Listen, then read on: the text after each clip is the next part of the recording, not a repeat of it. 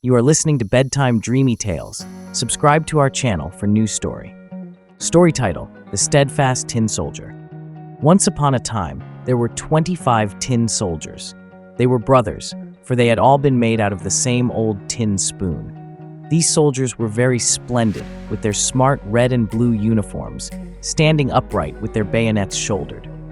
The first thing they heard in the world, when the lid was taken off the box in which they lay, was the words, "Tin Soldiers." These words were spoken by a little boy who clapped his hands for joy.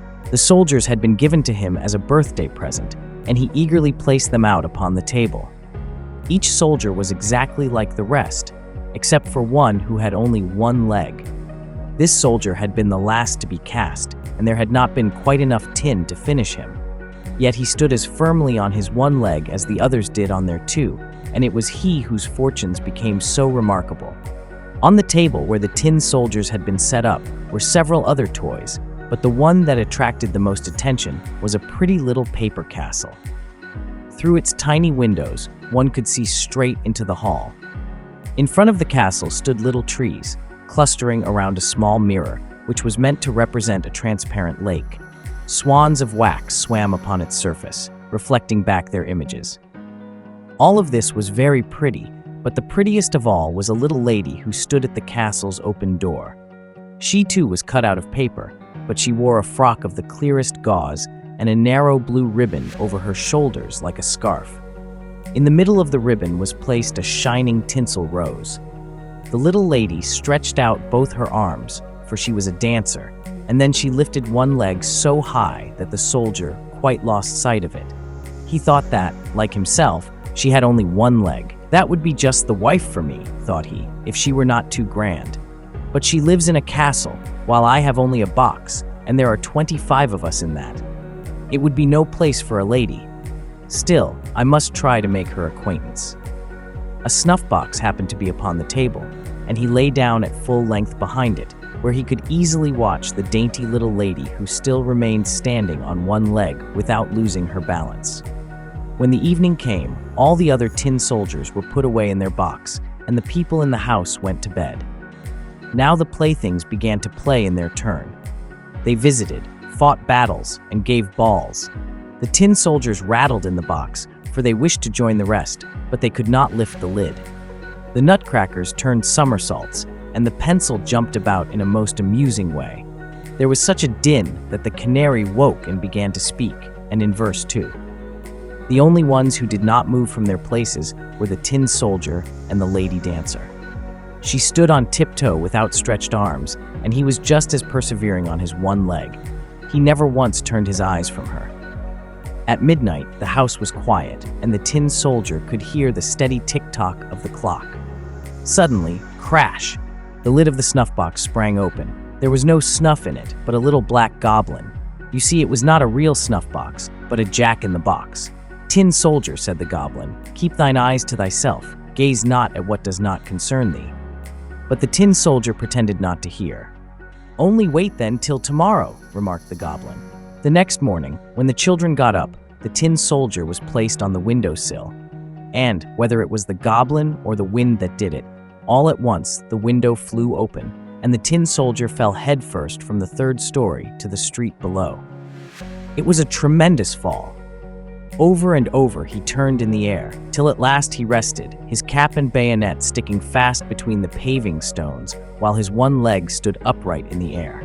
The maidservant and the little boy came down at once to look for him, but though they nearly trod upon him, they could not manage to find him. If the soldier had but once called out, "Here am I," they might easily enough have heard him, but he did not think it becoming to cry out for help, being in uniform. It now began to rain. Faster and faster fell the drops until there was a heavy shower. When it was over, two street boys came by. "Look you," said one, "there lies a tin soldier. He must come out and sail in a boat."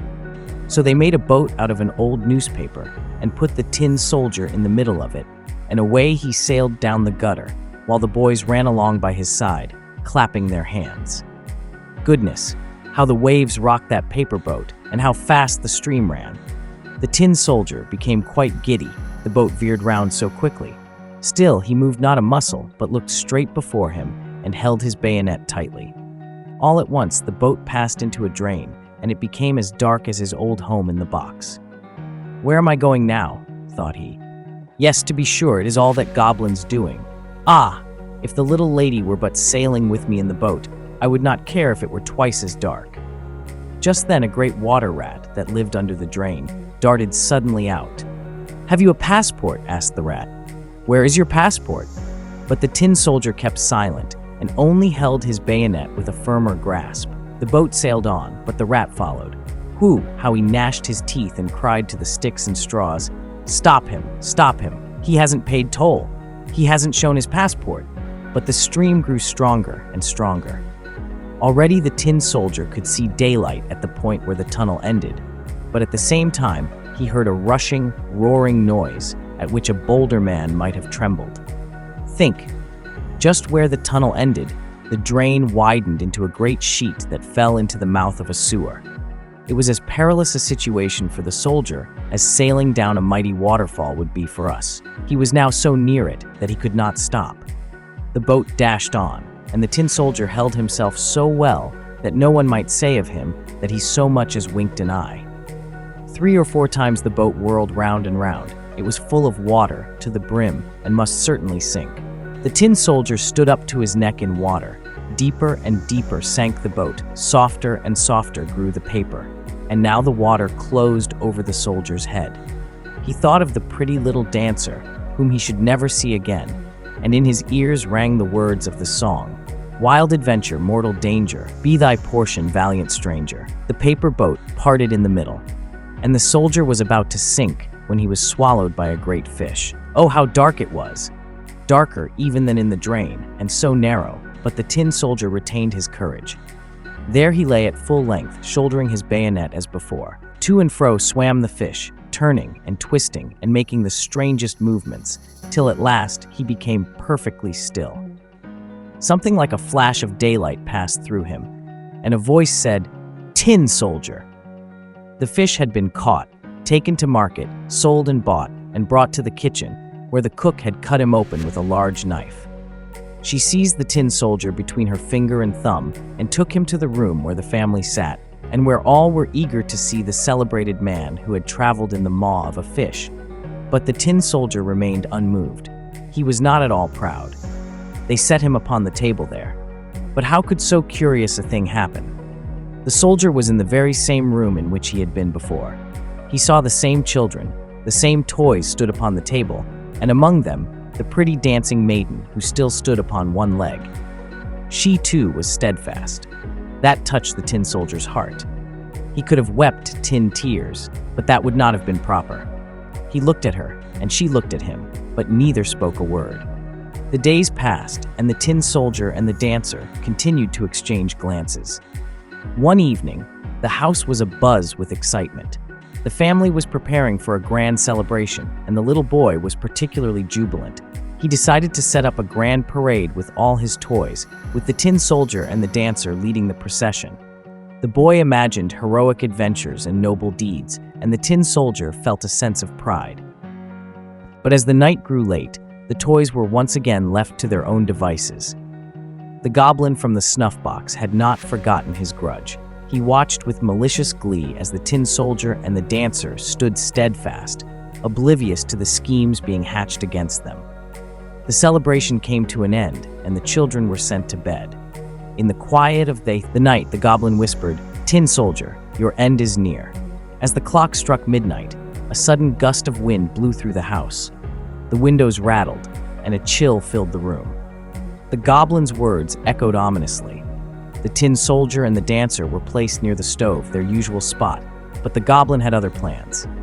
With a creak and a groan, the stove door swung open, and the flames inside roared to life. The goblin, with a wicked grin, pushed the tin soldier towards the edge. The little boy, waking up from a nightmare, saw the scene unfold, but was too frightened to move. In a sudden, fateful moment, the tin soldier toppled into the stove. The flames licked at his tin body, and he felt the intense heat. The colors of his uniform faded, but his courage remained. He looked at the dancer one last time, and she looked back, her eyes full of sorrow and love. Just then, a powerful gust of wind blew the window open. and the dancer, caught in the draft, was swept into the stove. She flew towards the tin soldier, and as she touched the flames, a brilliant light filled the stove. The dancer and the tin soldier melted together, their forms merging into a single molten heart. The next morning, the maid found the little tin heart among the ashes, while of the dancer, nothing remained save the tinsel rose, now burned as black as coal. The little boy picked up the heart, tears in his eyes, and placed it in a special box. The goblin, having seen the steadfast love of the tin soldier and the dancer, disappeared forever, defeated by their courage and devotion. The little boy kept the heart as a reminder of the brave tin soldier and his beautiful dancer, and their story was told for generations to come. And so, the tale of the steadfast tin soldier and his beloved dancer lived on, a testament to true courage, unyielding love, and the magical adventures that toys can have when they come to life. If you like this story, please give this video a like. For more stories, go to bedtimedreamytales.com. See you in the next story.